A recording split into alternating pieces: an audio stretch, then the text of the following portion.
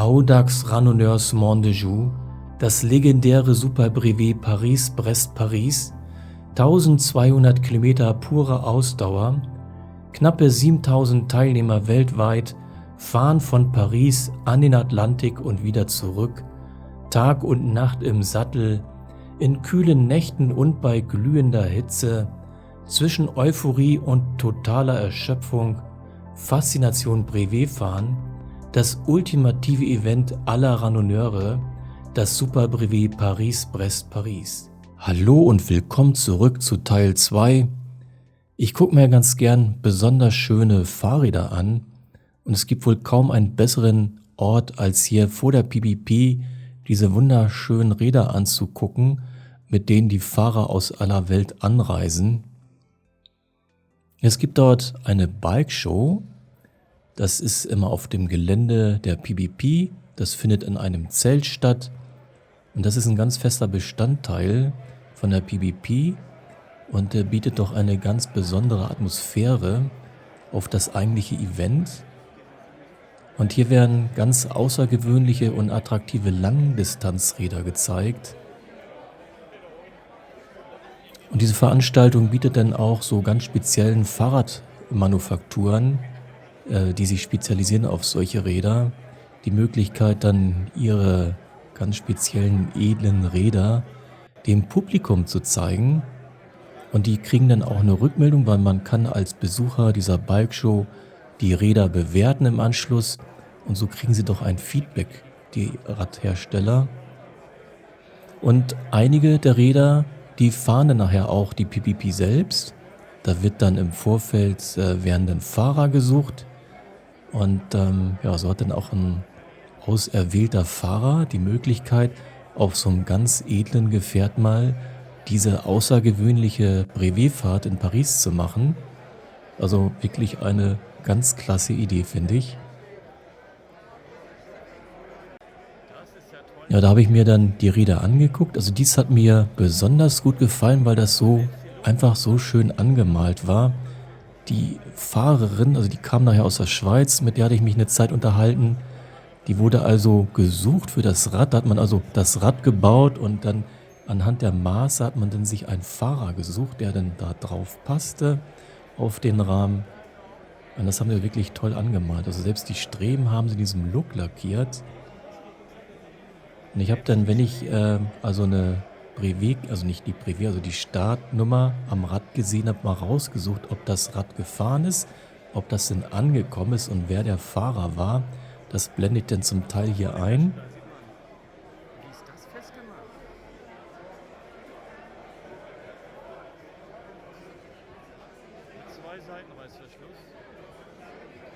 Und dann muss man sich wohl bewerben, wenn man dann irgendwie muss man Kontakt aufnehmen zu den Herstellern und kann dann so seine Maße angeben und vielleicht auch wahrscheinlich zeigen, dass man in der Lage ist, solche Touren zu bewältigen.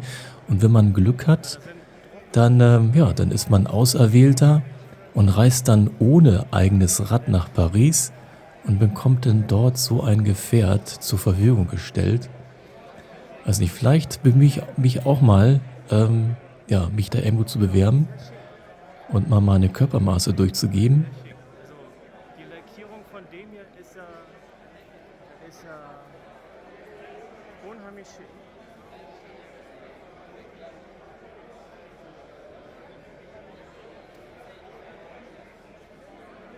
Und viele der Räder habe ich dann unterwegs auch gesehen. Also jetzt das Bunte, das habe ich in Brest wieder gesehen. Bin dann hinter der Dame eine Zeit gefahren auf der Brücke in Brest. Da halten ja auch fast alle an, machen dann Fotos. Da habe ich sie dann auch wieder gesehen. Danach dann nicht mehr. Und das ist ein Rad hier aus Holz, aus Bambus.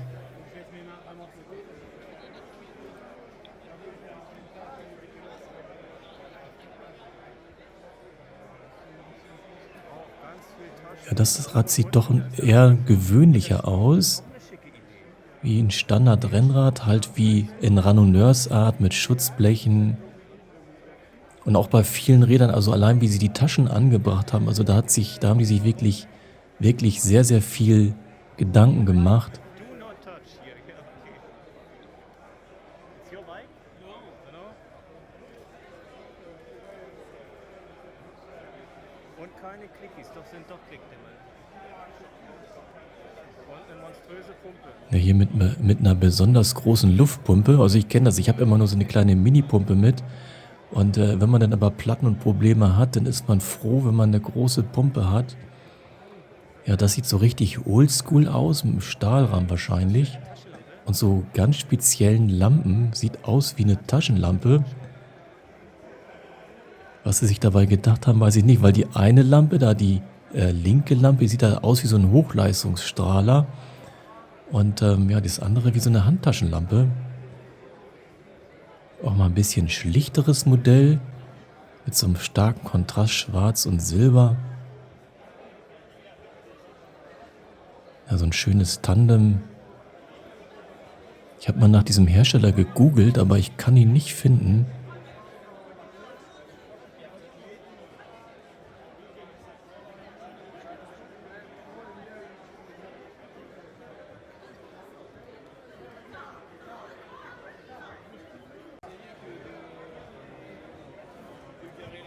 Das sieht auch so nach Oldschool aus mit so einem relativ dünnen Rahmen, wahrscheinlich Stahl.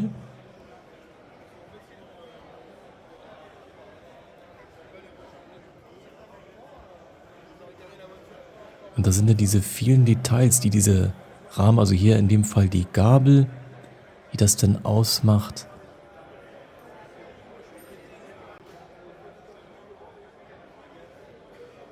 Und unten so eine Box dran, wahrscheinlich für Reparaturmaterialien, die dann wie so eine Trinkflasche in so einen Halter reingesetzt wird.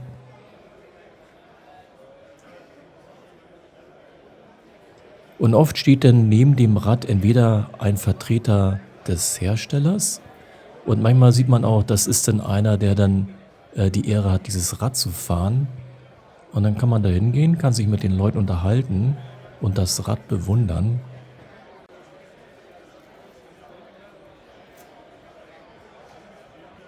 Das Rad habe ich später, meine ich, auch gesehen. Das ist ja auch sehr auffällig da in diesem Pink gehalten und mit so hochmodernen Accessoires wie den Lampen und auch ja, diesen schicken Taschen. Und hier mit doppelten Frontscheinwerfern. Sieht auch sehr besonders aus. So das hinten mal wegen die Tasche, die ja nun quer da drauf ist.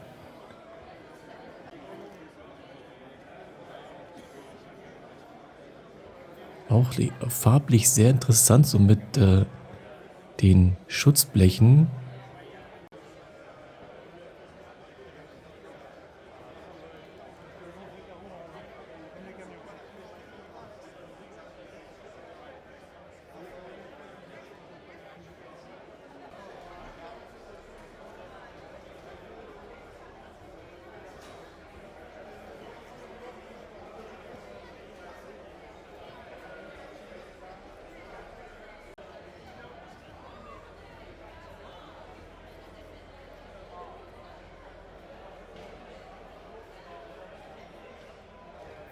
Und das ist jetzt Adrian aus UK, aus Großbritannien. Den hatte ich schon beim letzten Mal in 2019 getroffen. Ist ein unheimlich starker Fahrer. Das war irgendwie Zufall, dass der hat lange Zeit eine Gruppe angeführt, in der ich drin war. Habe auch immer wieder mal mich mit ihm unterhalten. Habe ihn dann auch in den Pausen immer wieder getroffen. Schien mir ein recht auffälliger Fahrer zu sein. Und er zeigt hier so den Interessierten, was doch besonders am Trike-Fahren ist, weil die sich ja halt nicht irgendwie in die Kurve reinlegen können. Das wird er gleich mal ein bisschen demonstrieren, wie sich dann der Fahrer verhalten muss auf dem Rad, wenn er dann mit hohen Geschwindigkeiten in die Kurve fährt. Dann muss er sich ja weit rauslehnen. Und ich werde ihn auch diesmal wieder zum Schluss treffen und auch eine Zeit lang mit ihm mitfahren.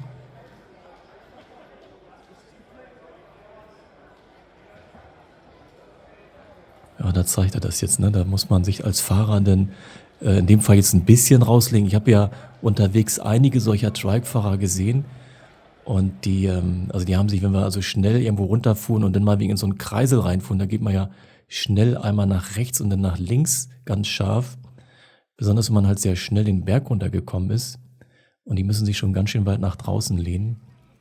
Ja, dann nach der Bike-Show bin ich nach draußen gegangen Und da haben natürlich viele mit ihren Rädern, es war ja sehr heiß, unter den Bäumen gesessen und haben Schatten gesucht. Und da habe ich mir so ein bisschen die Räder angeschaut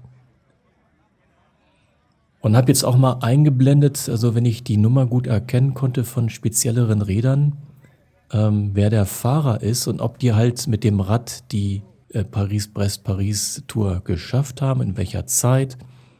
Also hier, da habe ich leider die Nummer nicht gesehen bei dem Monsterbike. Also da muss man schon sehr kräftig sein, um so ein Monsterbike über die Distanz und ja natürlich auch die Höhenmeter zu bringen. Die sind ja doch deutlich schwerer. Also die werden schon enorm was leisten müssen, diese Leute, die dieses Monsterbike dann fahren.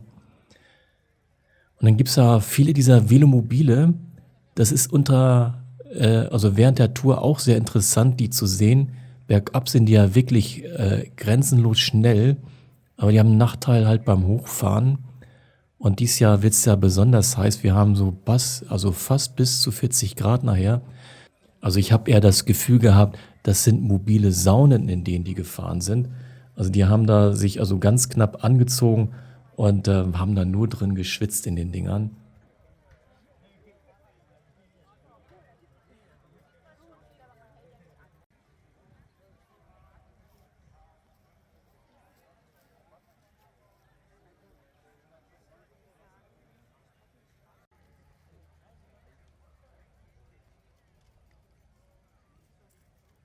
Na, hier mal ein Pärchen, ja, ein Pärchen war es nicht, aber zwei aus China. Der eine ist leider nicht angekommen und sie ist angekommen, aber war über der Zeit.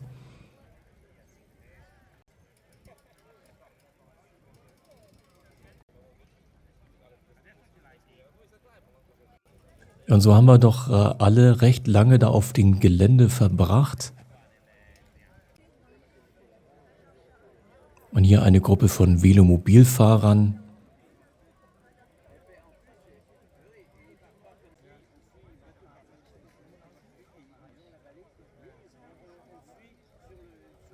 Ja, ein Kollege aus Deutschland, der Carsten. Aber er ist, also bis zur Hälfte ist er gekommen und dann musste er abbrechen. Warum? Sieht man da ja nicht. Und das fiel mir hier nicht so besonders auf. Das ist ein Titan-Tandem mit einem Pärchen aus Kanada.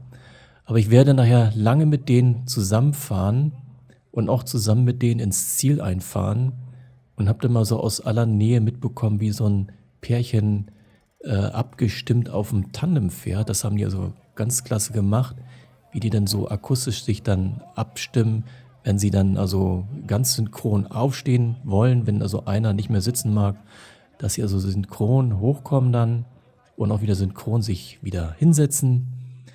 Ja, das war also eine Vorstellung von ein paar besonderen Rädern und weiter geht's dann mit dem ersten Tag und der Startgruppe F. Schönen Dank fürs Zuschauen. Bis bald.